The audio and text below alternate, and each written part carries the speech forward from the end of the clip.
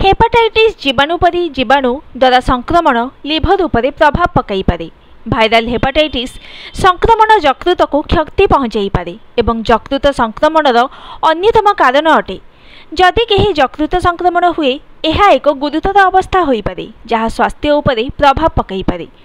यकृत हेउछि एक अत्यावश्यक अंग जहाँकि आम शरीर में अनेक कार्य पई दायी, जेपरिक पुष्टिकर खाद्य, डिटॉक्सिफिकेशन एवं रक्त पुनः निर्माण एवं आहुरी अनेक। जेतेबेले यह संक्रमित हुए सतर्कता अवलंबन करने जरूरी अटे जहाद्वारा समस्या बढ़ी न पारे। यकृत संक्रमणर मुख्य कारण विषय आमे आपणଙ୍କୁ कहूछु एवं संभाव्य चिकित्सा मध्य जानतु। भाइराल संक्रमण हेपाटाइटिस जीवाणु परी जीवाणु द्वारा संक्रमण यकृत को प्रभावित करिथाए। भाइराल हेपाटाइटिस ABCDE संक्रमण यकृत को क्षति पहुंचाई पारे एवं एहार अन्यतम कारण अटे।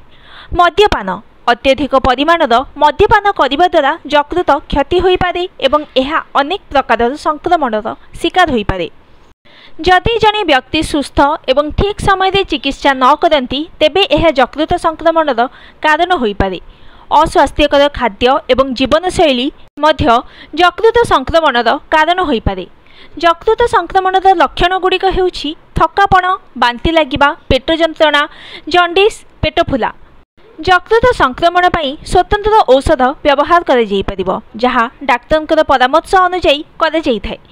प्रोटीन, फल एवं पनीपरिबार एक संतुलित खाद्य यकृत संक्रमणर चिकित्सा रे सहायक होई पारे।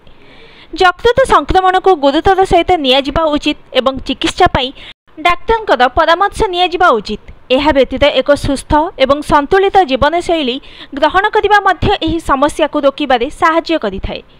Bureau report, news today.